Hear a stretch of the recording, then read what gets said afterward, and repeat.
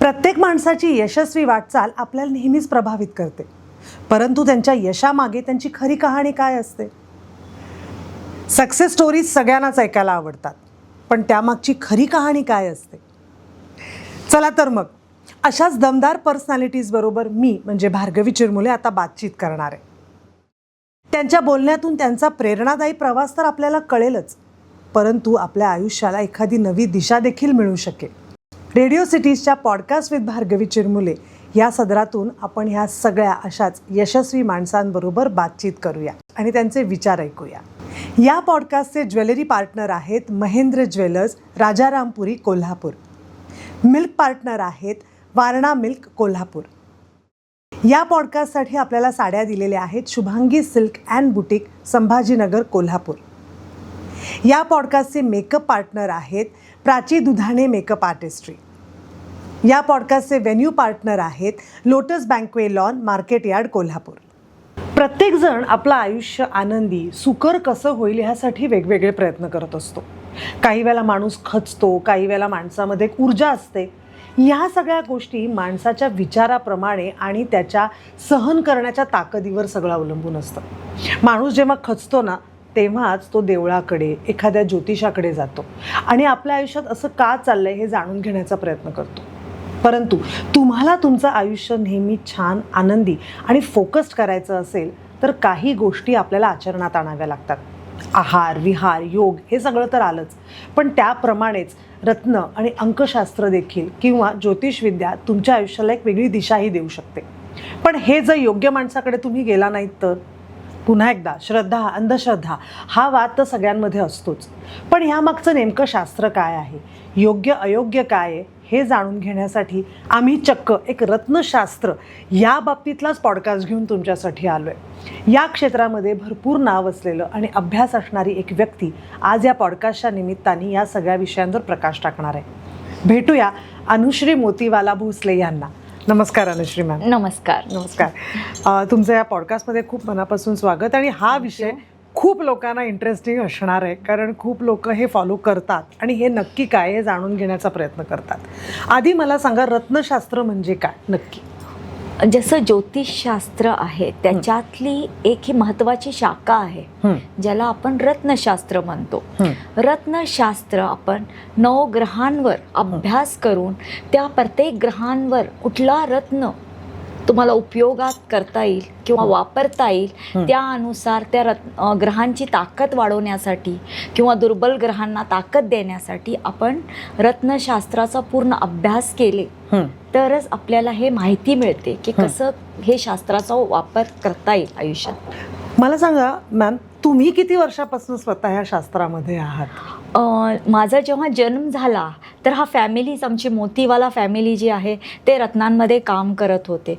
माझे आजोबा पणजोबा रत्न घेऊन वेगवेगळ्या ठिकाणी जाऊन ते व्यापाऱ्यांना देत असे. अच्छा, म्हणजे जी रत्न लागतात. हां, 18वी शताब्दीमध्ये भारतामध्ये जेव्हा रत्न महाराजांचा युग होता, राजे महाराजे लोक हे रत्नांना खूप आवड होती, तर हे रत्न त्यांच्यापर्यंत पोहोचवण्याचा काम हे आमचे फॅमिली करत होते, असं इतिहास आहे.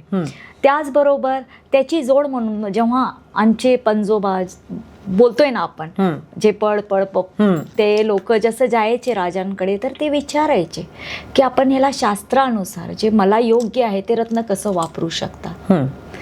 तर त्यांनी काय केले की पंडितांकडे, खास हे जे विद्या असणारे ह्यांच्याकडे ते शिक्षणही घेतले की हे आजोबांनी वगैरे पण त्यांच्याकडे देखील शिक्षा घेतले की आपण शास्त्रानुसार रत्न कसे वापरावे.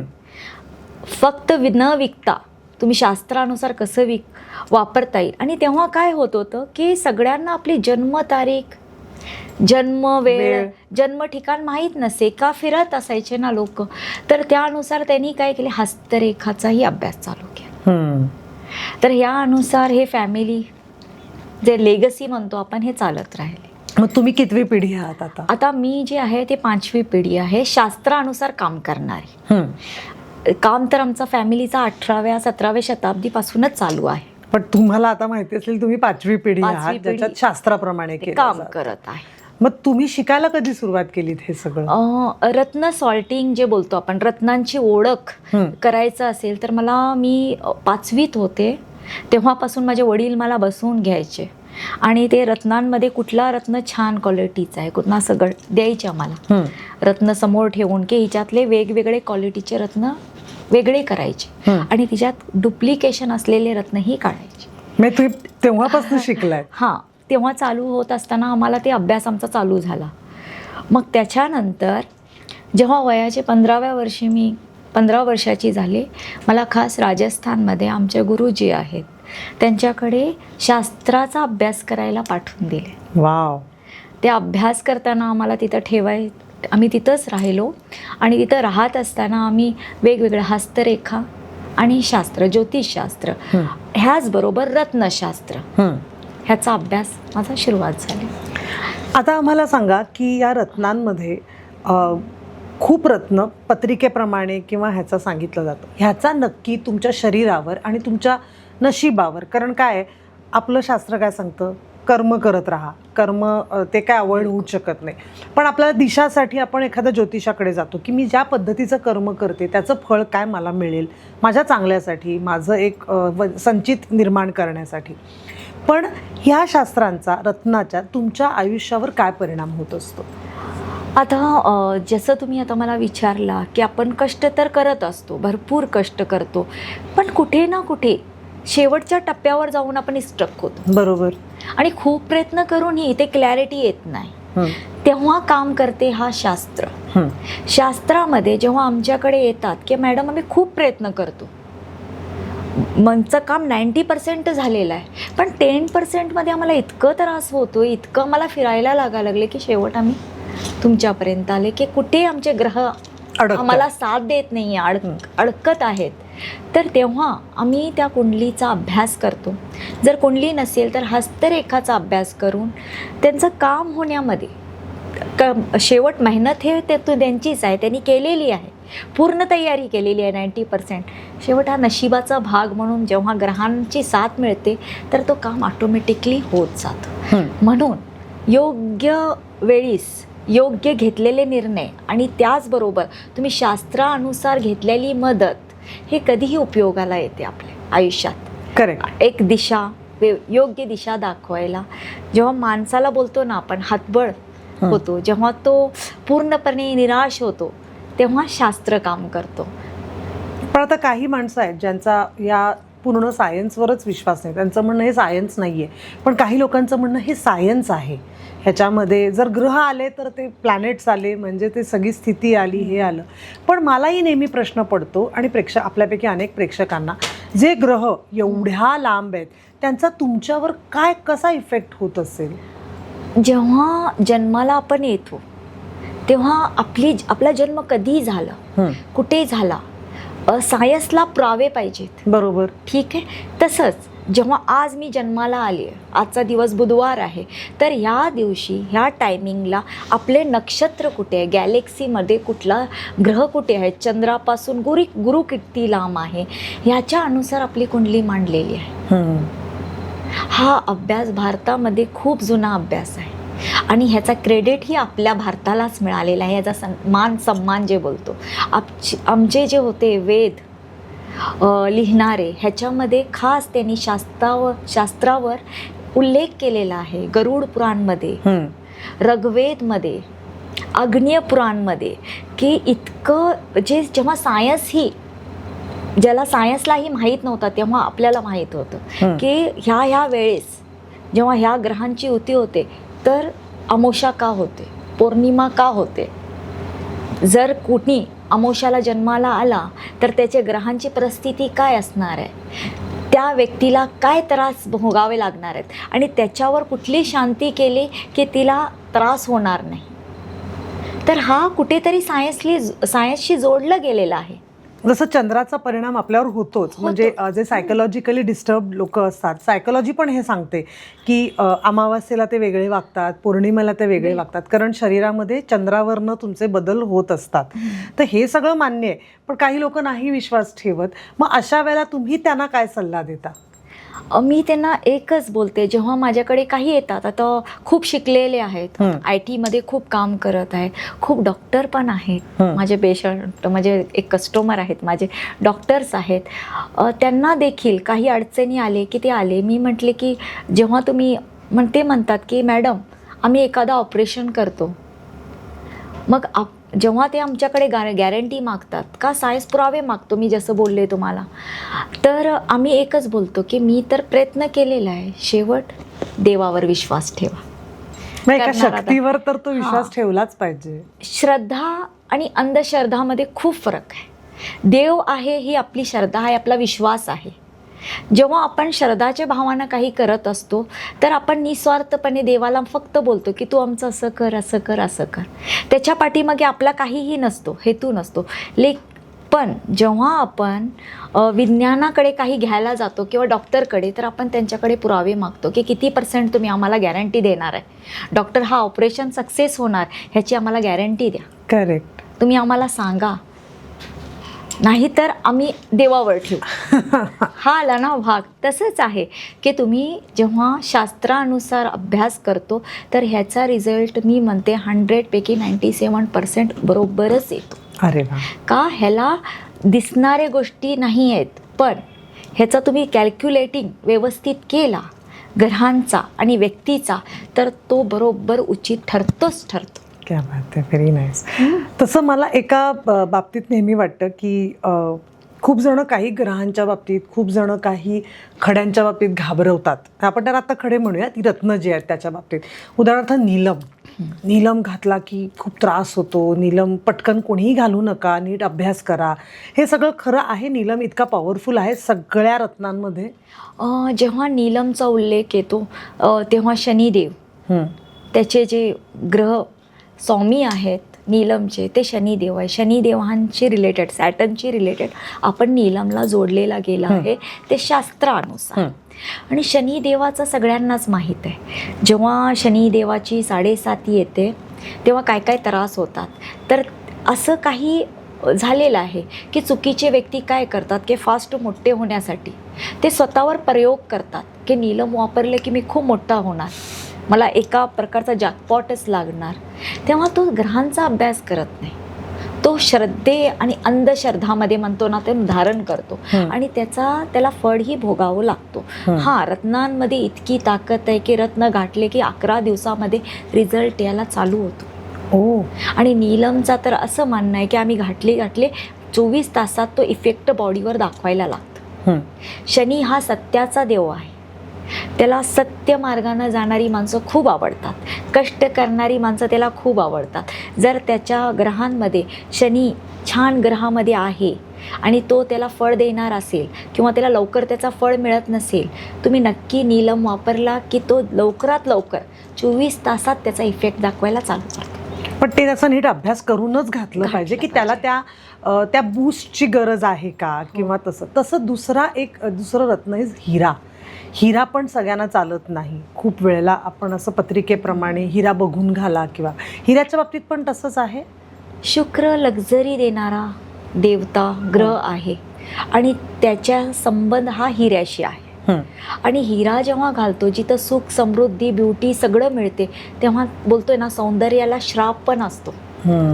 त्याला जे व्यक्ती सुंदर दिसतो, ज्याचं आयुष्यात सगळं काही आहे, तिथं ते कुठेतरी उदास आहे आणि ते कुणालाही बोलू शकत नाही. त्याच्याबरोबर ते उदासीनताही येत जाते आयुष्यात. म्हणून शुक्राचा जेव्हा आपण वापर करतो, हिऱ्याचा जेव्हा वापर करतो, तेव्हा खरंच ग्रहांचा अभ्यास करणे खूप गरजेचं आहे. जेव्हा तेही फळ देतो, तुम्हाला लक्झरी लाईफ, भरपूर यश देणार, प्राप्ती देणार, त्याचबरोबर त्याची फॅमिली लाईफ कुठेतरी स्ट्रगल करत असते. त्याचा आपल्याला न्यूट्रल ठेवण्यासाठी तो ग्रहाचा अभ्यास करूनच घातलं पाहिजे. हे झालं हिरा आणि नीलम. पण प्रत्येक ग्रहासाठी एक रत्न डेडिकेटेड आहे. ती कुठली कुठली रत्न आहेत? आता शास्त्रानुसार आपले 9 ग्रह आणि 9 रत्ने असं उल्लेख आहे. तसे बघितलं गेलं तर आपले ग्रह 12 आहेत. बरोबर. 9 + 3 जे खालचे जे ग्रह आहेत.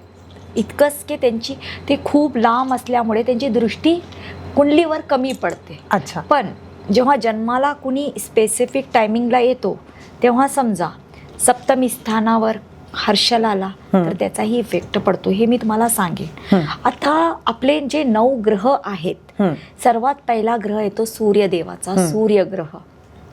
आणि त्याचा रत्न जे आहे ते रुबी, माणिक्य, ज्याला आपण म्हणतो. हा ग्रहाशी, सूर्यग्रहाला ताकद देण्याचा, सूर्याचा तेज असलेला ग्रह. त्याच्यानुसार त्याच्यात मानलं गेले की ह्या रत्नांमध्ये सूर्याचा तेज आहे. तो तसा ताकदीनं काम करतो. जसं लिडरशिप देणे, एक योद्धा किंवा राज करणे. सूर्य कधीच बोलतो ना, त्याची जी तीव्रता असते ते कमी होत नाही, दाह कमी होत नाही. तसंच जेव्हा तो मावळत असतो तेव्हा एकदम एक सुंदर हे देतो आपल्याला, म्हणजे शांत असतो. करेक्ट. सेम तसं हा रत्न त्याच्यावर काम करतो. आणि दुसरी गोष्ट आली आपली, दुसरा जे ग्रह आला तो चंद्रग्रह, ज्याला मनाचा कारक म्हणला गेले, ज्याचा मातृत्व भरभरून आहे आणि तो तितकं शीतल शांत ग्रह आहे. आणि त्याचा रत्न जे आहे ते मोती आहे, ज्याला आपण मुक्ता, इंग्लिशमध्ये पर्ल, मार्गरिटा या नावानं ओळखलं जातं. आणि मोती वापरणारा ह्याचं मन शांत राहतं, तब्येतमध्ये शांतता असते, शीतलता असते. प्रेमासाठी किंवा काही लोकांना चंद्राचा खूप त्रास, अस्थिर असल्यामुळे ते खूप बेचैन असतात, एका जागी स्थिर नसतात. ह्यांनी मोतीचा वापर करावं. हे ग्रहाला ताकद देण्याचं काम करतो, चंद्राला पूर्ण करण्याचं काम करतो. त्याच्याबरोबर तिसरा ग्रह जे आपला आला मंगळ ग्रह. मंगळ हा अतिशय तीव्र, उष्ण आणि धाडसी ग्रह आहे. आणि ह्याची धाडस आपल्याला मेष राशीमध्ये आणि वृश्चिक राशीमध्ये दिसते. त्याचा तो स्वामी आहे. आणि त्या ग्रहाला, मंगळ ग्रहाला, ज्याचा मंगळ कमजोर असतो, कमकुवत असतो, ह्या लोकांना पोटाचे विकार किंवा सतत हे लोक भयभीत असतात, त्यांना भयापासून काढण्याचं काम किंवा एक ताकद देण्याचं काम जे करतो तो मंगळ ग्रहाचा रत्न परवाळ, पोळा, लाल जसा रेडिश असतो तो. हा मुंगा, ज्याला आपण कोरल म्हणतो. Coral, correct. ह्याचा वैशिष्ट्य म्हणजे हे मोती आणि पोळा हे समुद्रातनं प्राप्त होणारे रत्न आहेत. बरोबर. ज्याला आपण जिवंत रत्नांमध्ये उल्लेख केला जातो. अच्छा. त्याचबरोबर आपला चौथा ग्रह जे आहे तो बुध ग्रह आहे. बुध ग्रह जेव्हा आपण बघतो तर ग्रीनरी, शांतता, बुद्धीला बळ देणारा, हुशार, ज्याला म्हणतो ना, हा जर अशक्त असेल तर व्यक्ती काहीच कारणाने काही करू शकत नाही.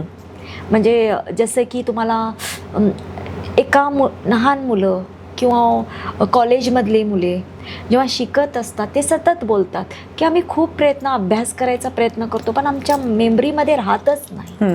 हा बुध ग्रहाच्या अशक्तपणामुळे होऊ शकतो.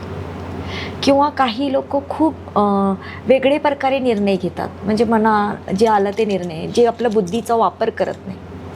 ह्यांचं पण हे ज्यांचा बुध अशक्त असतो. आणि ह्या अशक्त बुद्धाला ताकद देण्याचं काम करतो एमरल्ड पाचू. ओके. ज्याला आपण हिरवा, करेक्ट, ग्रीन कलरचा असतो, पन्ना रत्न म्हणतो.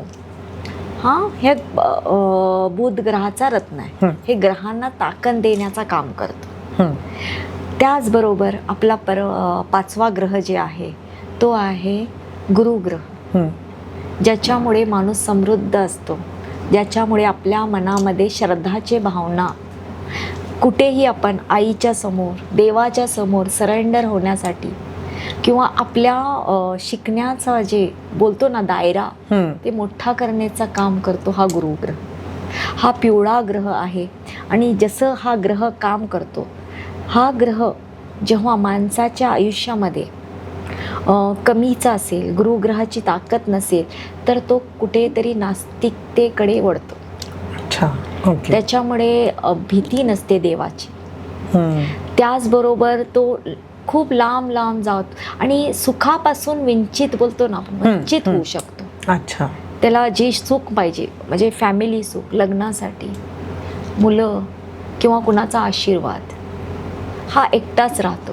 आणि ह्याला ताकद देण्याचं काम अशा वेळी आम्ही त्या माणसांना पण किंवा त्या व्यक्तीला बोलतो की तू पुष्कराज धारण कर. अच्छा. आणि पुष्कराज हा गुरुचा रत्न आहे. ओके. पुष्कराज, पिलिया, टोप्यास, येलो सफायर असं मानलं. हे ते पूर्ण सुख, समृद्धी देण्यासाठी हा रत्नाचा वापर होतो. ओके. आता आला हिरा, शुक्र, ज्याला आपण म्हणतो ना, शुक्र जेव्हा ज्या माणसांच्या कुंडलीमध्ये शुक्र छान घरात असतो तर त्या माणसाला कधीही कुठल्याही गोष्टीची कमतरता नसते. म्हणजे भरभरून देणारा ग्रह आहे. जसं तो दिसायला सुंदर आहे, पांढरं शुभ्र आहे आणि त्याची गॅलेक्सी पण इतकी मोठी आणि सुंदर दिसते, तसंच ह्याचा रत्नही इतकंच कठोर, जे बोलतो ना एक ग्राफिनचा साठा, कोल आहे. करेक्ट. ह्याची हार्डनेस जी आहे हिऱ्याची, ही सर्व रत्नांपेक्षा जास्त आहे. आणि ह्याला आपण म्हणतो ना हिरा आहे सदा के लिए. का म्हटलं गेले का हा कधीच नष्ट होत नाही. ओके. हां. आणि हा शुक्राला ताकद देणारा रत्न आहे, ज्याला आपण हिरा म्हणतो. ह्याचबरोबर आपला जे आला शनी ग्रह, ज्याला आपण 7वा ग्रह म्हणतो. शनी ग्रहाचा रत्न जे आहे तो नीलम आहे. शनी ग्रह हा शांत, ब्लू आणि हे पण खूप सुंदर ग्रह आहे. जेव्हा आपण बघतो त्याला निळसर प्रकारचा त्याचा जे ऑरा आहे तो एखादा वेळेस माणसाला शांत करतो. हा न्यायप्रिय देव आहे शनिदेव. आणि तसंच ह्याचा रत्न ज्यांनी कुणी धारण करतात ते जर तुम्ही सरळ मार्गावर असेल आणि तुम्ही खूप कष्ट करत असेल तर ह्या रत्नामुळे तुम्हाला खूप शनिदेवचा आशीर्वाद भरभरून मिळतं. आणि शनिदेव तुम्हाला जे आपण बोलतो ना, जितकं कुणी देऊ शकत नाही तितकं शनी देतो. वाव. आणि त्याचा आशीर्वादासाठी इतकंच आहे की कष्टही खूप करावे लागतात. तो असं सहज प्रसन्न होत नाही. हां. आणि ह्याचबरोबर आपले बाकीचे जे 2 ग्रह येतात, राहू आणि केतू. राहू हा फक्त एक वरचं धड आहे, जे तो बोलतो ना डोकं आहे हे. आणि ह्याची दृष्टी ज्या ग्रहावर पडते तो ग्रह त्याची युतीमुळे भरपूर मिळवू शकतो. हे ग्रह काही वाईट नाही आहेत, फक्त काय ह्यांचा तुम्ही उपयोग कसं करताय, या ग्रहांना तुम्ही प्रसन्न कसं ठेवू शकताय, तुमच्या डेलीच्या आयुष्यामध्ये या ग्रहांशी तुम्ही कसं समतोल ठेवून काम करताय, ह्याच्यावर तुम्ही काही गोष्टींना आहारी न जाता राहूला जसं आता मी बोलू काय, एक उदाहरण देतो तुम्हाला. Share marketing. आज हल्ली खूप लोक मोठे मोठे जॉब सोडून शेअर मार्केटिंगकडे वळत आहे. बरोबर. आणि ह्याच्यामध्ये खूप आता मी बघते ज्योतिषशास्त्रानुसार राहूची मदत घ्या, राहूला प्रसन्न ठेवा, म्हणजे शेअर मार्केटिंगमध्ये तुम्हाला फायदा होऊ शकतो. राहू हा क्विकली धन देणारा देवता आहे आणि क्विकली घेणाराही देवता आहे. अच्छा. ओके. हां. राजा ते लंक असं बोलतो ना, कन्यामध्ये करेक्ट होऊ शकतं. फक्त काय की तुम्ही आहारी न जाता. आणि ह्याचा जे रत्न आहे तो गोमेध, जे गोमूत्राचा कलरचा असतो त्याला म्हणून त्याला गोमेध म्हटलं जातं. त्याचबरोबर आले केतू, मोक्ष देणारा देवता म्हणतात केतूला. केतूचा रत्न जे आहे तो आहे लसण्या, ज्याला आपण विढूर आणि दुसरा कॅटसाय म्हणतो. हा मांजराच्या डोळ्यासारखा असतो. आणि ज्या ग्रहामध्ये ज्या व्यक्तीला काहीच करायचं सुचत नाही, निर्णय घेण्याची क्षमता नसते किंवा सतत तो बदलत असतो, चेंज होत असतो, आज मला हे करायचं आहे, परत चेंज झाला दुसऱ्या दिवशी हे करायचं आहे. म्हणजे शिक्षणामध्ये काही मुलं असतात की त्यांना आम्हाला पुढे काय करायचं आहे माहीत नाही, तर हा दिशा देण्यासाठी आपण म्हणतो की त्यांना तुम्ही लसण्या वापरा. किंवा असे काही आजार आहेत ज्याचा निदान निघत नाही, म्हणजे डॉक्टर म्हणतात रिपोर्ट्स छान आहेत, तुम्हाला काहीच झालेला नाही आहे, फक्त काय की ते व्यक्तीला कळत नाही पण त्रास तर होत आहे. तेव्हा आम्ही बघतो की ह्याचा केतू कुठल्या घरामध्ये आहे. त्याच्यानुसार आम्ही त्यांना म्हणतो की तुम्ही लसण्या रत्न, हे ग्रहानुसार रत्न आहेत. ह्याचबरोबर जसं मी म्हटले की आपले बाकीचे 3 ग्रह पण आहेत, जसे हर्षल आहे, प्लुटो आहे, नेपच्यून आहे. ह्यांचेही काही रत्न आहेत. जसं हर्षलसाठी आम्ही सतत म्हणतो की अलेक्झांड्राचा वापर करा. नेपच्यून साठी आम्ही म्हणतो की तुम्ही रेड ब्लड असतात, मून स्टोन, काही उपरत्ने आहेत, त्याचा वापर करा. प्लुटोसाठी हे वेगवेगळे काही, आता आपले हे 9 ग्रहाचे 9 रत्न सोडून मिनिमम 84 प्रकारचे वेगवेगळे रत्न आहेत, ज्यांचा वापर आपण आपल्या आयुष्यात करू शकतो अभ्यास करून. फक्त मौल्यवान रत्नांमध्ये हे 9 ग्रहाचे रत्न आहेत, जे सतत आणि सगळेच ग्रहांना प्रसन्न करू शकतात. बरोबर. ह्यांच्यात इतकी ताकद आहे की तुम्ही स्पेसिफिक ग्रहचा रत्न 9 रत्नांमध्ये एक रत्न वापरला की ऑटोमॅटिकली तुमचे 4ही ग्रह शांत होतात, जे तुम्हाला फळ देतात.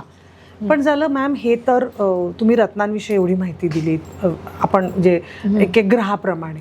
पण मग हे कधी कसे घालायचे असतात? कारण लोक घेतात. आता तुम्ही म्हणालात तसं की जसा नीलम 24 तासात सुद्धा तुम्हाला फळ द्यायला सुरुवात करतो. मग हे मुळात घालायचे कधी, कुठे, कसे, हे काय असतं त्याच्या मागचं शास्त्र? हे पण मी सांगते. आता काय झालंय, हल्लीच्या युगामध्ये लोकांना ह्याचा नॉलेज आता थोडा जास्त, म्हणजे ऑनलाईनमुळे ह्याच्यामुळे माहिती झालेली आहे. त्याच्यामुळे काय करतात की कुठल्या दुकानात गेले की माझं नाव अनिल आहे, तर मला अक्षर आहे, तर मला मुंगा द्या, पोळा द्या. तर हे सर्वात चुकीचं आहे की तुम्ही राशीवरनं आणि नावावरनं रत्न घालायचं थोडं थांबा. खरोखर तुमचे राशीनुसार किंवा तुमच्या ग्रहांचा अभ्यास करून जर तुमची नावं ठेवलेली आहेत, जसं की मारवाडी फॅमिलीमध्ये ठेवले जातात की तुम्ही जेव्हा जन्माला येता तेव्हा त्यावेळेस त्यांचं ग्रह कुठला होता, ते नक्षत्र कुठला होता, त्या अक्षरानुसार नाव ठेवली जात असे, मग तेव्हा चालेल. पण नाही, मी म्हणते की सिच्युएशन अनुसार आणि ग्रहांचा अभ्यास करून रत्न वापरावे. सगळ्यांचे प्रॉब्लेम सेम नाही आहेत. आज कुणी माझ्याकडे येतो की तुला धन येत असतं, पण धन कुठे खर्च होतो, पैसा कुठे खर्च होतो, किंवा कधी कधी इतकं त्रास होतो की यायला त्रास होतो.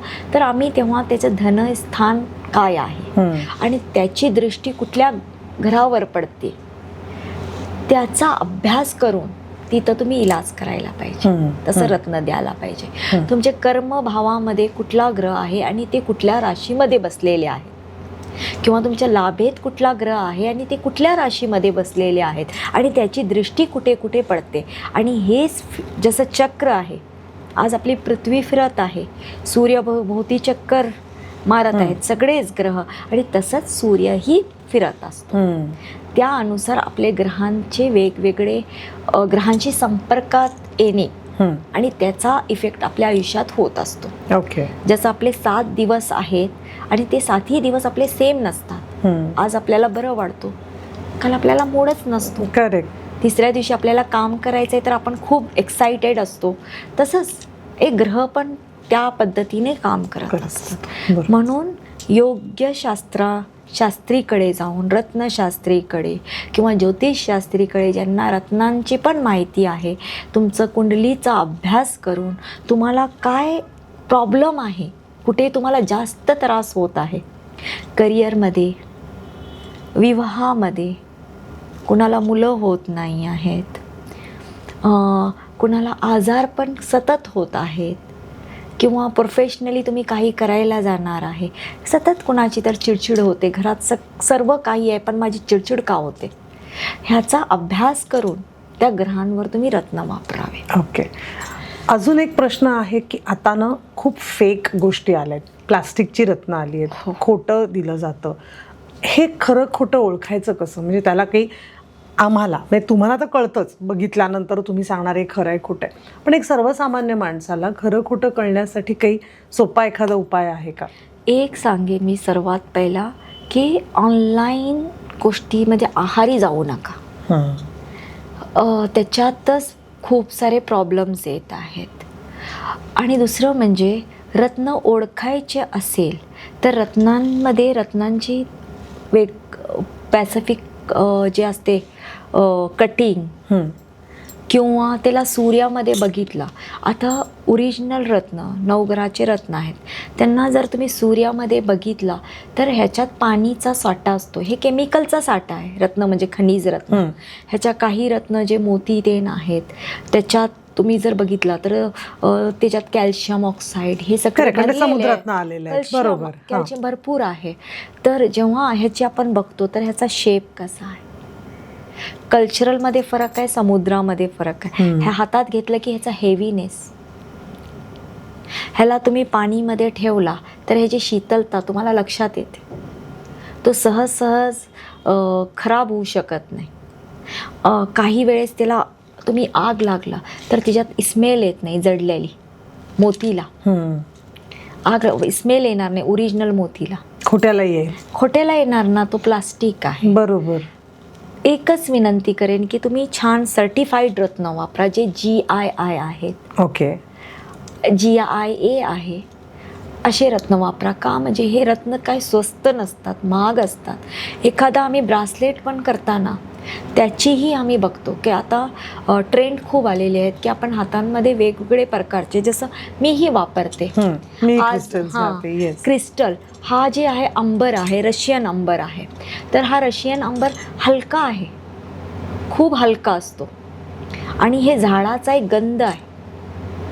हा जमिनीतनं निघालेला नाही आहे. हे मासाच्या तोंडातनं ते झाडावर जाऊन त्याचा गंधानं जे तयार होतो अंबर, तसं बनलेले आहेत.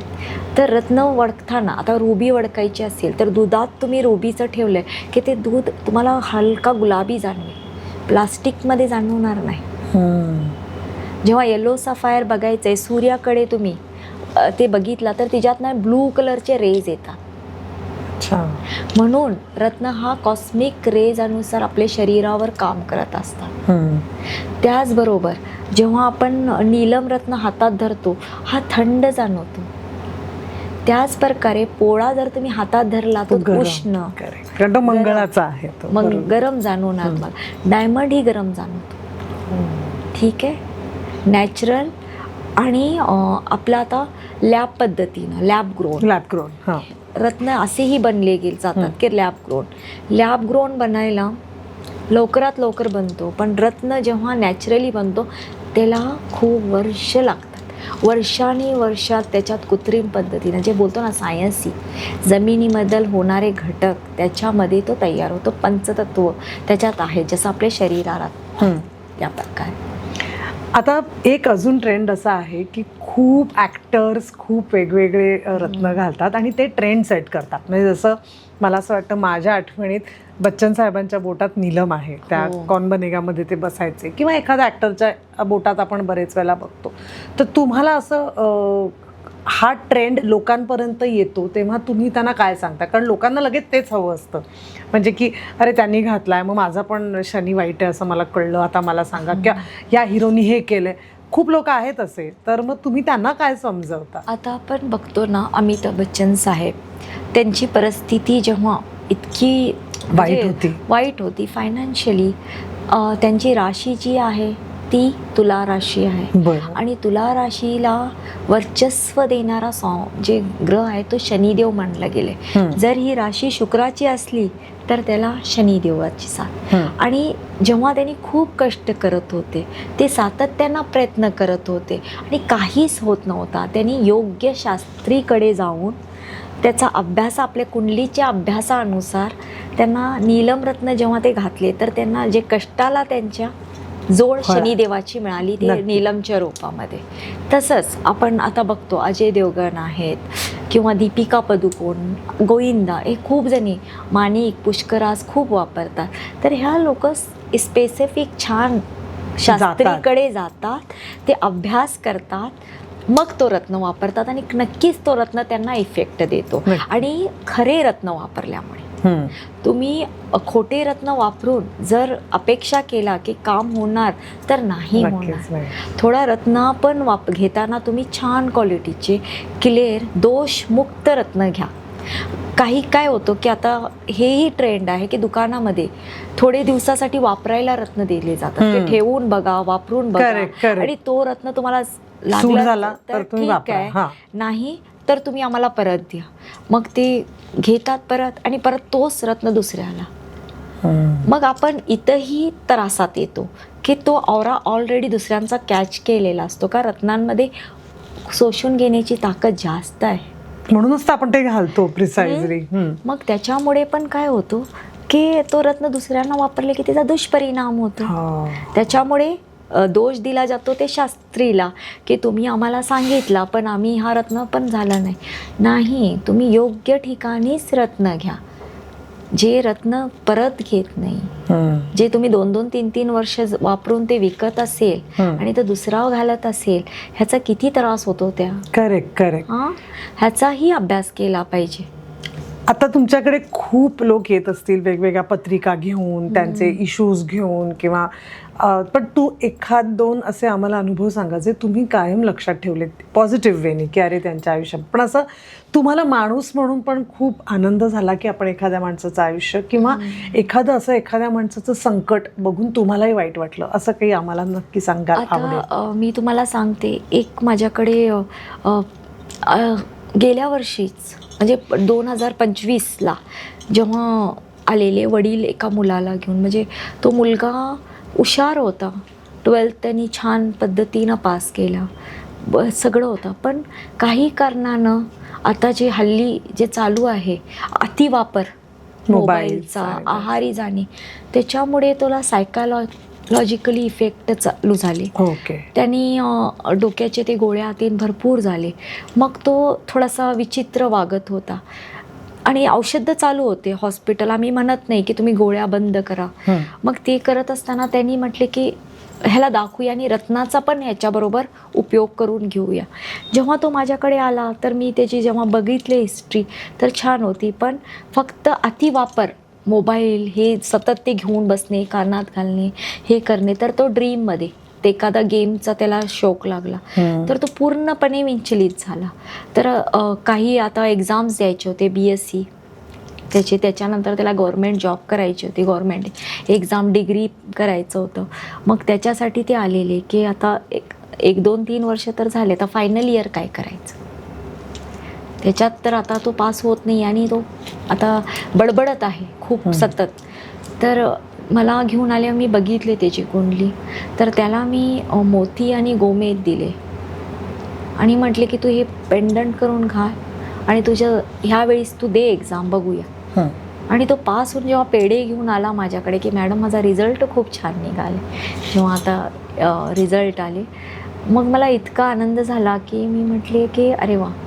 तेव्हा आपल्याला वाटतं की, आणि ह्या हल्लीच्या पिढीला मला बोलायचं पण आहे की तुम्ही टेन्शन न घेता, त्रास करून न घेता तुम्ही निशांतपणे अभ्यास करा, व्यवस्थित करिअरसाठी, की एक शास्त्रीय जे बोलतो आपण ज्योतिषशास्त्र, हे करिअरच्या माध्यमातून तुम्हाला मार्ग दाखवण्याचंही छान काम करतात. हे जेव्हा आम्ही काउन्सिलिंग करतो त्याच्यात आम्हाला लक्षात येतं की मुलांना काय त्रास आहे, की ते कुठे डिप्रेशनमध्ये जात आहेत. आता हल्ली खूप कमी वयाची मुलं डिप्रेशनमध्ये जात आहेत. खूप अशी केसेस या लागलेत की काही कारण नसताना सुइसाईड करतात, हे करतात.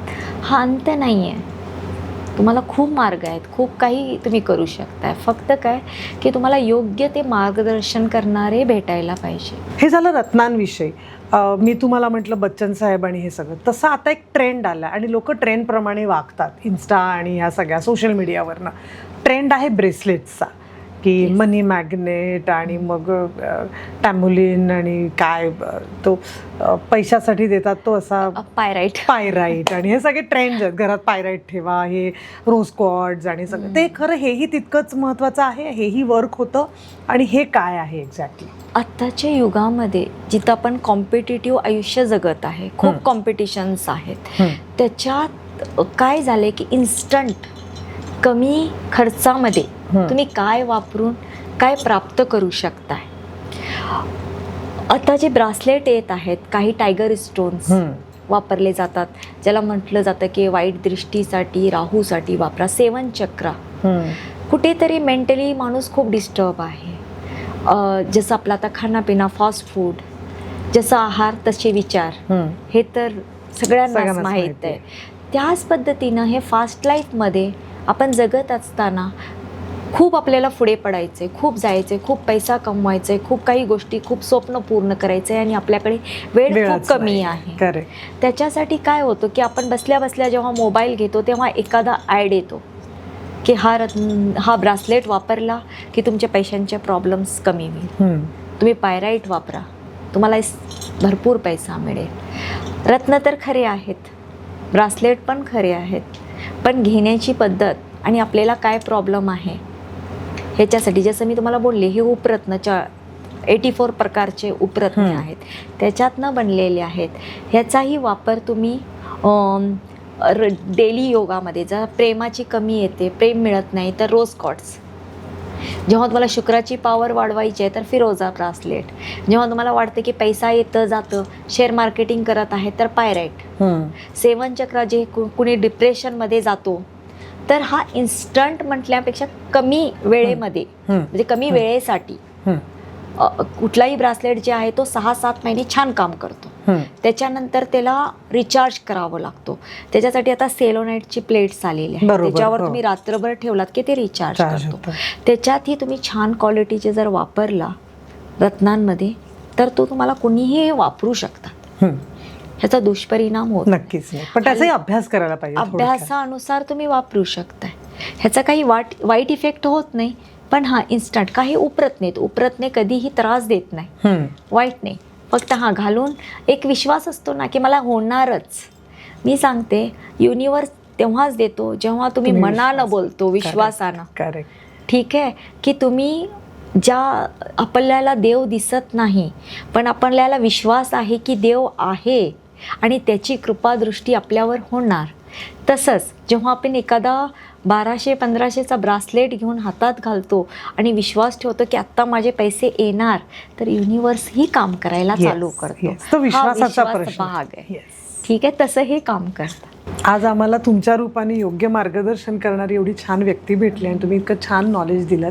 आणि माझी खात्री आहे की येणाऱ्या तरुण पिढीसाठी हे फार महत्त्वाचं असणार आहे, कारण ते आत्ताच खचलेत. त्यांना जर योग्य दिशा मिळाली तर त्यांचं आयुष्य खूप चांगलं होईल. पण एवढ्या लोकांचे आशीर्वाद तुमच्या पाठीशी आहेत. तुम्ही इथे आलात आणि सगळे अनुभव शेअर केलेत, त्याबद्दल खूप आभारी. थँक्यू. मी पण खूप आभारी. थँक्यू.